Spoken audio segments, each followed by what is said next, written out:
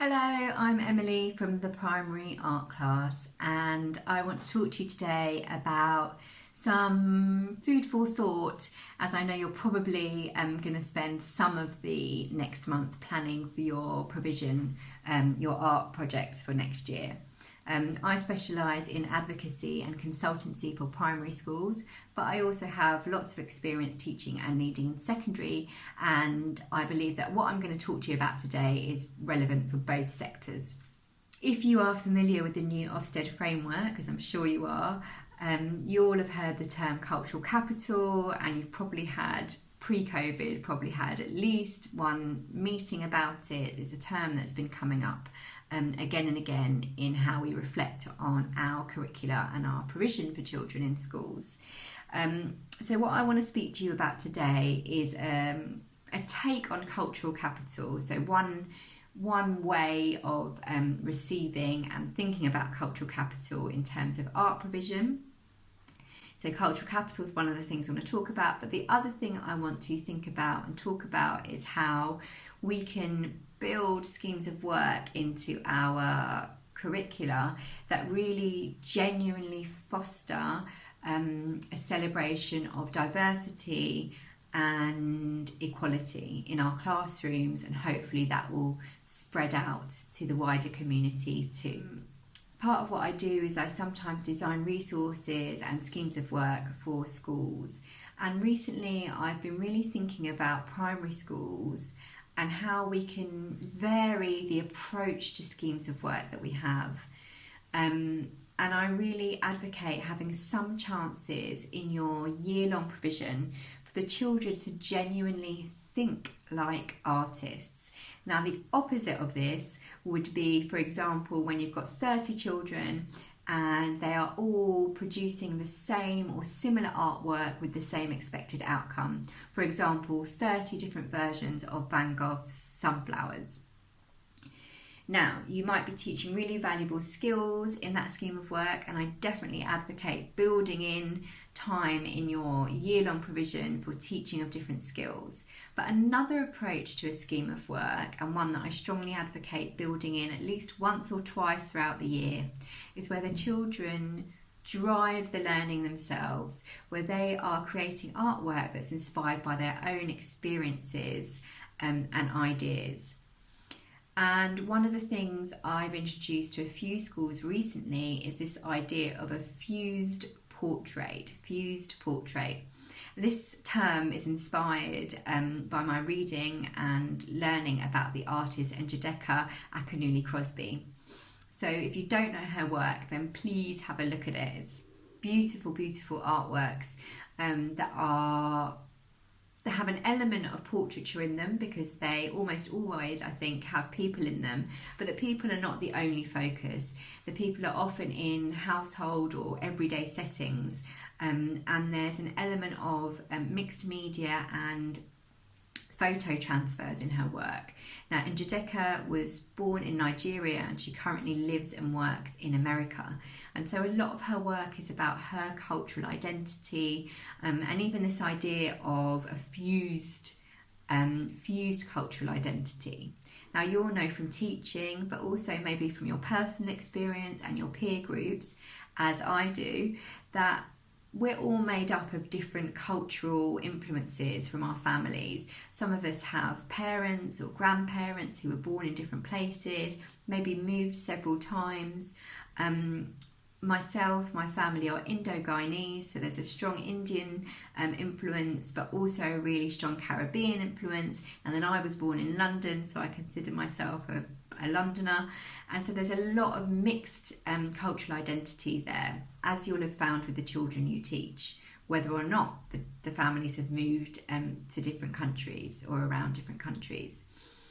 Now, what often happens in schools is that we don't really have an opportunity for the children to genuinely celebrate their own cultural identities. We might have things like a token Black History Month, or how many languages are spoken in this school display board. But what I want us to do is build in time in our art provision for the children to genuinely celebrate their cultural heritage. And if you think about this in relation to cultural capital, what we're often thinking about in the art sphere when we talk about cultural capital is how children can engage with cultural institutions and art forms, which is great. And I really strongly feel that children, regardless of background, should have access to and confidence around engaging with artworks and forms of culture. However, it's my belief that what's really important too is to have a strong sense of pride in your own cultural heritage, so that you can then go off and engage with other forms of culture, but without negating or somehow diminishing your own culture. When you're confident about who you are, you're then free to engage with other forms of culture in a way that doesn't diminish your own.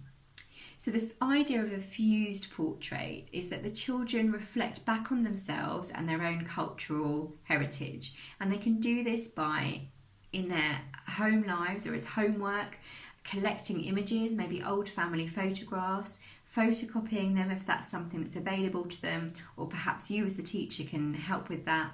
So a collection of photographs and images from their family history, having conversations with family members, so parents, grandparents, aunties, uncles, talking to them about where they were born, about the places they've lived, about what it felt like maybe coming to this country for the first time, if that's something that applies to them. They can write these interviews down or record them maybe. It depends what kind of programs you're using in your school. Maybe you're using it already, some kind of online sharing application that can be relevant for this too. So they're collecting resources just like real artists do. Written things, photographs, maybe sketching things from around the house. For example, if you've got sort of particular forms of cultural decoration or artifacts around the house, candle holders, deities, prayer books, prayer mats, the patterns from them. So they're really behaving like real artists, collecting and researching their own cultural heritage.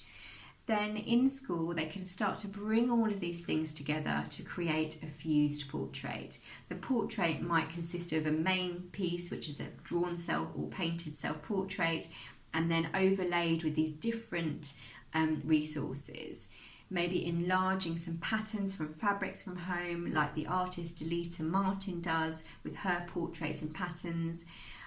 Maybe using lots of little pictures to create one big picture, like the artist Chila Kamari Berman did in her self-portrait, but allow the children to decide. So they've collected all these resources and then they're bringing them together to create their final piece. When the children have created their final piece, I suggest that you have time for maybe some kind of exhibition or some opportunity for sharing, where the children present their work and talk about the nuances of their cultural heritage. Because if we can have those sorts of conversations in school, the children are going to start to feel really proud of who they are, and it's going to foster a genuine appreciation of diversity. If you've got 30 children in a class all sharing their stories and sharing their artwork and appreciating each other, that's genuine appreciation of diversity, not in the way that the children are being told to appreciate it, but that they're actually engaging in conversations and listening to stories about each other. So I really advocate that you build in at least 1 or 2 schemes of work next year that are about the children celebrating the nuances of their cultural identity. And one way I've found to do this is through this idea of a fused portrait. So if you need any support with this, or you want to hear a bit more or some practical advice about how to do this, you can email me, emily@theprimaryartclass.com. Please check out my website, theprimaryartclass.com, and my Facebook page, The Primary Art Class, where I often share resources and links to useful sites for your art teaching.